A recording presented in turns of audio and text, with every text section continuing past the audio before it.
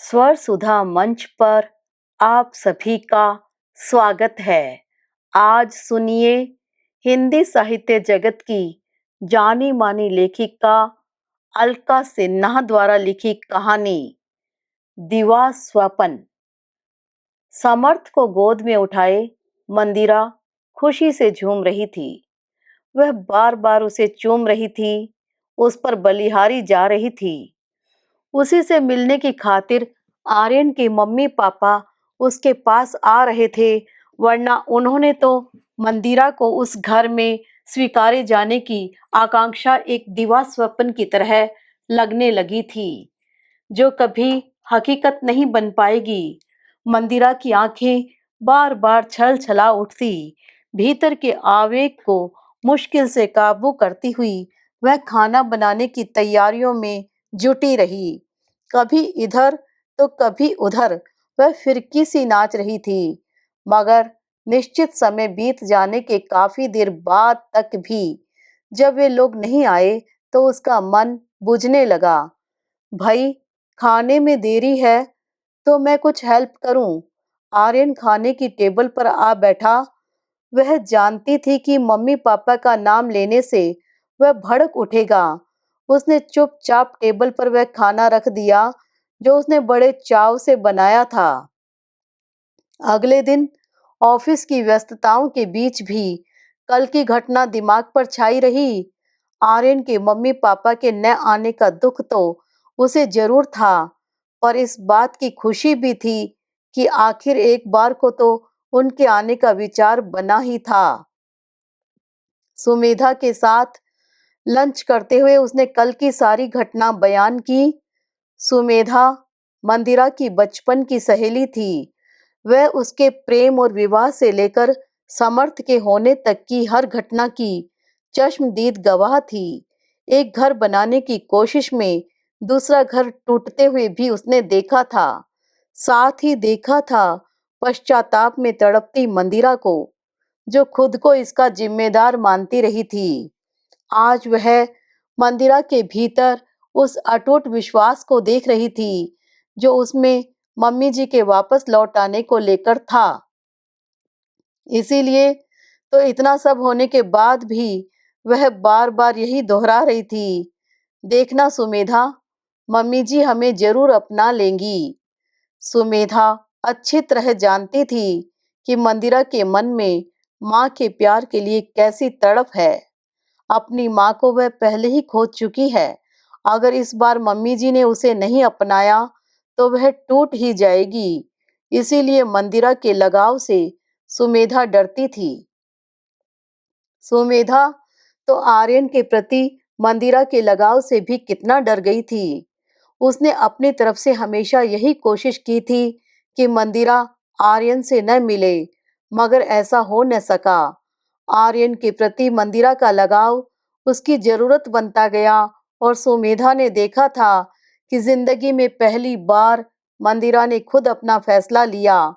आर्यन को लेकर वह अपने निर्णय पर अडिग थी। बीते दिनों को याद कर सुमेधा का मन एक अनूठी खुशी से भर गया। आर्यन उसके जीवन में प्यार लेकर आया है। क्या पता उसी के माध्यम से मंदिरा को माँ की ममता भी हासिल हो जाए। उसका मन मंदिरा के लिए ढेरों दुआएं करने लगा। उधर मोहक यादों में खोई मंदिरा दफ्तर की ड्यूटी निपटाती रही।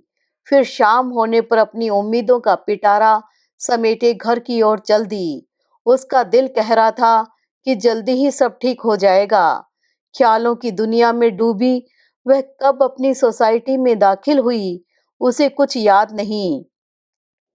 उसके पैर यंत्रवत क्रैच की तरफ मुड़ गए। एक हाथ में समर्थ को उठाए और दूसरे में उसका थैला तथा अपना पर्स टांगे वह अपने ब्लॉक की लिफ्ट में घुस गई। सामान से लदी फदी वह लिफ्ट से बाहर निकलकर अपने घर का ताला खोलने लगी तो लगा जैसे कोई उसके पीछे खड़ा है। एक बारगी हाथ लड़खड़ा गए। कौन हो सकता है? एक हाथ में बच्चे को थामे और दूसरे में सामान टांगे वह पूरी तरह हिल गई थी।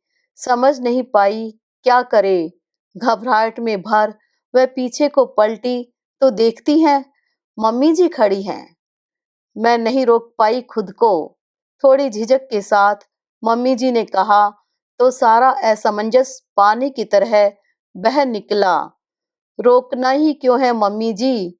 छलछलाई आंखों से वह उनके पैर की तरफ झुकी तो मम्मी जी ने उसके हाथ का सामान अपने हाथ में ले लिया। मंदिरा को लगा जैसे मम्मी जी ने उसके हाथ से थैला नहीं उठाया, बल्कि उसकी जिम्मेदारियां उठा ली हैं। बैठिए मम्मी जी, मैं चाय बनाती हूँ। मंदिरा ने आज्ञा लेनी चाही तो मम्मी जी ने मना कर दिया। तू हाथ मुंह धोकर आ जा, चाय मैं बनाती हूँ। मम्मी जी ने साधिकार समर्थ को अपनी गोद में ले लिया। चाय के घूंट भरते वे दोनों सहेलियां बन गई। आर्यन हमेशा अपने मन की करता रहा। मैंने जो लड़की उसके लिए पसंद की वह उसे देखने भी नहीं गया, तो मैं भी उसकी पसंद को हामी क्यों भरती। मम्मी जी अपना पक्ष रख रही थी, पर अब लगता है जब उसने पहले से ही किसी को पसंद कर रखा था तो किसी दूसरी लड़की को देखने का लॉजिक भी क्या था। मम्मी जी ने चुन्नी से अपनी आंखें पोंछ ली। मम्मी जी, मैं आपकी पसंद बनने की पूरी कोशिश करूंगी, मंदिरा ने कहा तो मम्मी जी ने उसे गले से लगा लिया। अरे, तू भी यही तेल लगाती है? मम्मी जी ने खिड़की पर रखी बन फूल तेल की शीशी की ओर इशारा किया। इससे सिर दर्द में आराम आता है, मंदिरा ने हामी भरी। सिर्फ सिर दर्द ही नहीं, थकान भी दूर हो जाती है, कहते हुए मम्मी जी ने हथेली पर तेल उड़ेला और जब तक मंदिरा कुछ समझती उसके सिर में ठोक दिया। वह हड़बड़ा गई, पर प्यार का यह हमला मन को बहुत सुकून दे रहा था। थोड़ा बनफूल की झांस और थोड़ा प्यार का एहसास था कि उसकी आंखों से पानी निकल आया। देखना, अब आराम आ जाएगा, मम्मी जी ने बहते आंसुओं की ओर इशारा किया। मम्मी जी नारियल की तरह हैं, मंदिरा ने सोचा। ऊपर से सख्त मगर भीतर मक्खन और मीठा पानी। पता नहीं आर्यन उन्हें अब तक समझ क्यों नहीं पाया। सुन, मेरे आने के बारे में आर्यन से कुछ मत कहना। आवाज में थोड़ा आदेश, थोड़ी मिन्नत। मंदिरा अब उनकी राजदार बन गई थी। इतनी करीब आ गई थी कि जितना आर्यन भी न आ पाया था। पता है, मम्मी जी ने मुझे अपना लिया। अपनी चहक को भरसक दबाते हुए मंदिरा ने अगले दिन सुमेधा को सारी बात बताई थी। उसकी बातें सुन सुमेधा का भी मन भर आया। लगा भगवान ने उसकी सुन ली। अब मंदिरा घर पहुंचती तो मम्मी जी इंतजार करती मिलती। मंदिरा ने एक डुप्लीकेट चाबी मम्मी जी को सौंप दी थी ताकि उन्हें उसके इंतजार में बाहर न खड़ा रहना पड़े। मम्मी जी मुझे बहुत प्यार करती हैं, हर रोज चाय पर मेरा इंतजार करती हैं, मंदिरा ने सुमेधा को बताया था। तो क्या वे तुम्हारे साथ रहने लगी हैं? नहीं सुमेधा, वह तो आर्यन के आने से पहले लौट भी जाती है। अपने ही बेटे से पर्दा? बात कुछ समझ नहीं आई। आर्यन से उनकी ईगो टकराती है, मंदिरा ने समझाना चाहा, मगर सुमेधा से यह बात हजम नहीं हो पाई। वह मंदिरा की खुशी पर शक की लकीर नहीं खींचना चाहती थी, मगर भीतर ही भीतर वह सशंकित हो बैठी। मंदिरा, बड़ी मुश्किल से तुझे खुशी मिली है, जरा आंखें खुली रखना। जिंदगी में पहली बार आंखें मूंद लेने को मन करता है सुमेधा, कहते हुए मंदिरा ने इत्मीनान से अपनी आंखें मूंद ली। कई बार मम्मी जी समर्थ को दूध में केला मिलाकर खिला देती, जिससे उसका पेट भर जाता और मंदिरा की छाती कुलबुलाती रह जाती। संकोच के मारे वह मम्मी जी से कुछ कह भी नहीं पाती। उस रोज भी ऐसा ही हुआ। मैं समर्थ को कुछ खिला देती हूँ, तब तक तू रसोई के काम निपटा ले, कहते हुए मम्मी जी समर्थ को दूध केला खिलाने लगी। मंदिरा बेमनी सी समर्थ को मम्मी जी के पास सौंपकर रसोई में चली गई। जब तक वह खाना बनाकर लौटी, उसने पाया मम्मी जी उसे सिखा रही थी। बोलो, मैं अपने दादा का बेटा हूँ, चौधरी राधेश्याम का पोता। मंदिरा के चेहरे पर हंसी आ गई, मगर उसे आता देख मम्मी जी एकदम से फक पड़ गई, जैसे उनकी चोरी पकड़ी गई हो, जैसे वे कोई बड़ा जुर्म करने जा रही थी कि ऐन वक्त रंगे हाथों पकड़ी गई हो। मंदिरा का मन सशंकित हो उठा। मम्मी जी का चेहरा उसे बहुत अजीब सा दिख रहा था, जैसे वे कोई साजिश रच रही हों। मंदिरा को बहुत ठेस लगी। वह तो खुद ही सब कुछ न्योछावर करने को तैयार थी, फिर मम्मी जी ने ऐसा क्यों किया? देखो मंदिरा, समर्थ तुम्हारा अंश है, मगर वंश तो मेरा है। मैं उसे नहीं छोड़ सकती। इस बात को जितना जल्दी समझ लो, उतना अच्छा। मम्मी जी ने चलते चलते कहा तो मंदिरा स्तब्ध रह गई। मम्मी जी का घर आने का सिलसिला पहले की तरह चलता रहा। समर्थ की तेल मालिश, उसे नहलाना धुलाना और खाना खिलाना, वह सब पहले की तरह करती रही। मंदिरा बेतरह परेशान थी। वह किस तरह उन्हें आने से रोके, कुछ तय न कर पा रही थी। वह मन ही मन अंश और वंश का फर्क तौलती और महसूस करती कि वंश का पलड़ा भारी है। मम्मी जी रोज जबरदस्ती चली आती हैं। आखिर उसने सुमेधा से बात की। उनके पास डुप्लीकेट चाबी है, मैंने ही दी थी। मंदिरा अपने बचपने पर पछता रही थी। तू ताला बदल दे। सुमेधा की यह राय उसे बहुत अच्छी लगी। इतना सरल सा उपाय था, मगर उसके दिमाग में नहीं आया। मन हल्का हो गया। शाम को जाते हुए उसने पहला काम यही किया, घर का ताला बदल दिया। अब आए, कैसे आती हैं मम्मी जी। सप्ताह भर भी न बीता होगा कि एक दिन वह दफ्तर से लौटी तो मम्मी जी को घर के अंदर पाकर वह आश्चर्य से भर गई। इस ताले की चाबी तो उनके पास थी ही नहीं। मैंने आर्यन से ले ली। मम्मी जी मुस्कुराते हुए अपनी उंगली में चाबी घुमा रही थी। मंदिरा स्तब्ध रह गई। वह तो खुद हैरान है कि मेरे आने की बात तूने उससे छुपाई क्यों? मम्मी जी विजय गर्व से मुस्कुरा रही थी। अब आर्यन का तुझ पर कोई भरोसा नहीं रहा। वह समझ गया है कि तू मुझे अपने पोते से मिलने नहीं देती। मंदिरा की आंखें हैरत से फैल गई। वह तो खुद पछता रहा है तुझसे शादी करके। उसे एहसास हो गया है कि जो बहू दादी को पोते से मिलने न दे, वह कितनी सही होगी। मम्मी जी की बातें सुन मंदिरा की आंखों के आगे अंधेरा छाने लगा। मंदिरा ने ऑफिस जाना बंद कर दिया। वह आर्यन के साथ ही तैयार होती, मगर आर्यन के चले जाने के बाद घर की कुंडी लगाकर अंदर बंद हो जाती।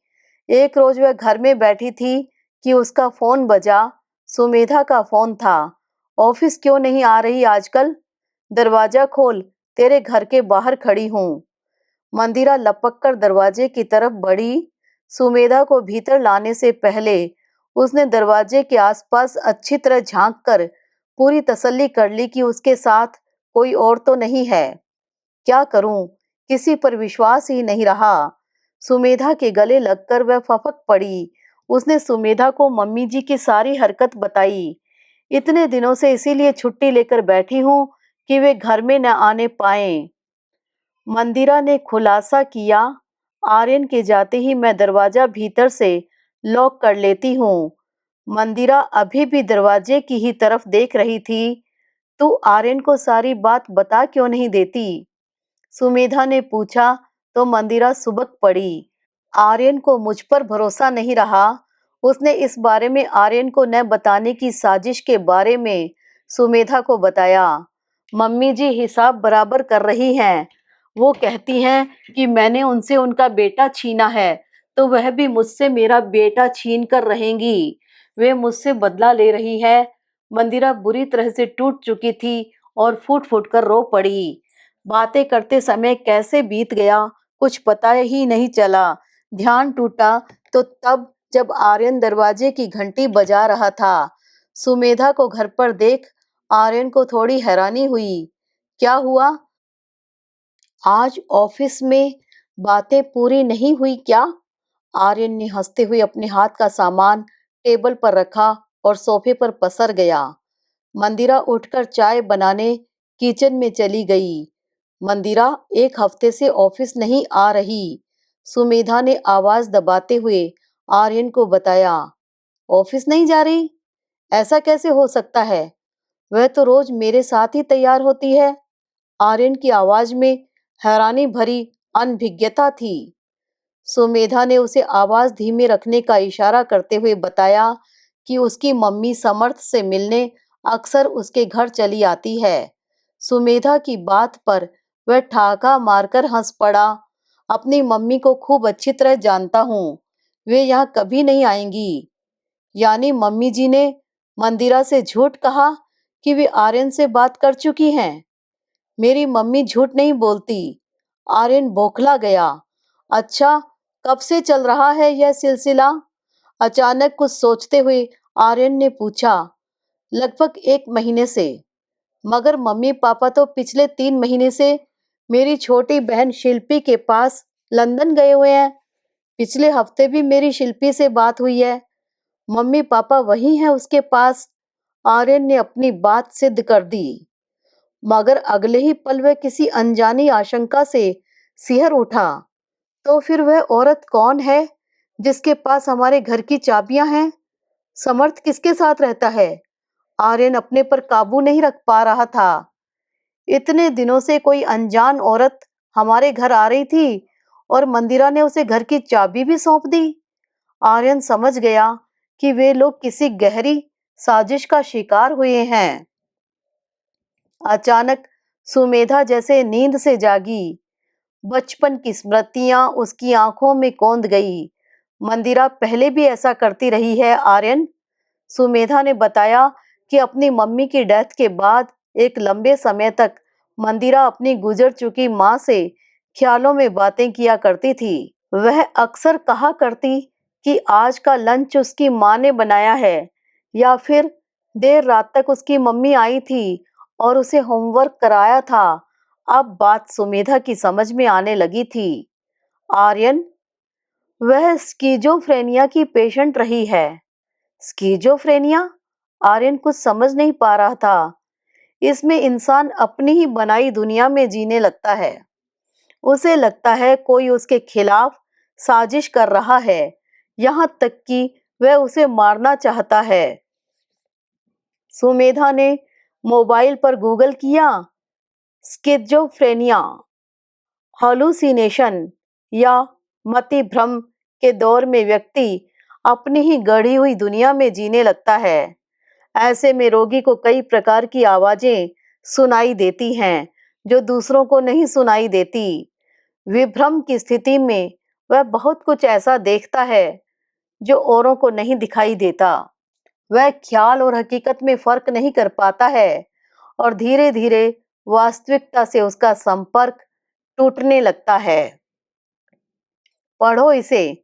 सुमेधा ने अपना फोन आर्यन के हाथ में दे दिया। प्राय ऐसे मरीजों को लोग गंभीरता से नहीं लेते, मगर जब बीमारी बढ़ जाती है तब उसे पागल मान लेते हैं। आर्यन अविश्वास से एक एक अक्षर पढ़ रहा था।